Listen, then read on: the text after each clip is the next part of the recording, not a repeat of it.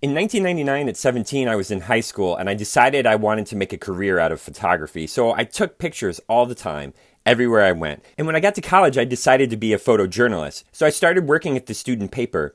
There's a basket on the side of a cabinet filled with paper slips that had been filled out by reporters requesting photography for their stories. And every day after class, I would take everything that was in there. And I would spend all afternoon and all weekend taking photos of all of these assignments. And I'd get paid $10 per photo that ran on the cover of the paper and $8 per photo that went inside the paper. And that's how I spent most of my time in college. After college, I got a job in Bethany Beach, Delaware at a weekly paper. And it was fine, but I was getting paid like $8 an hour and I could not live off of that in the coastal community, so I quit. I got a 6-month internship at a suburban Chicago paper, so I moved there.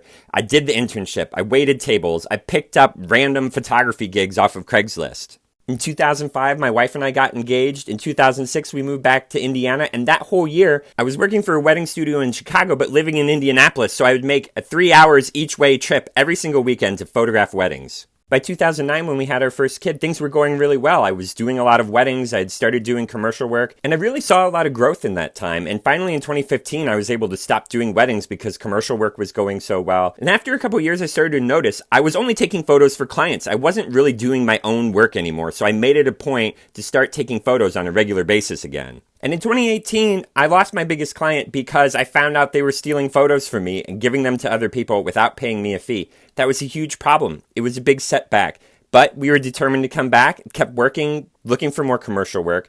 And then the pandemic happened, and that changed everything. During the quarantine, nobody was hiring for anything. No photo shoots were happening. I couldn't go out and find my own photo stories because I had to stay home. I didn't want to risk getting my wife and 5 kids sick. So I started taking photos of everyday things, all the things that were around me in my life, going on walks, in my yard, in my house, with my family, with my pets, just documenting what was around me. And that's really what I've fallen in love with since then. By 2021, I was posting on TikTok every single day, and the audience started to grow, and it was really exciting connecting with other people over photography, and something really unexpected happened. People started saying that my posts were inspiring them to start photography or to pick it back up, or maybe they were a pro and hadn't been doing their own personal work and they felt motivated to do that again.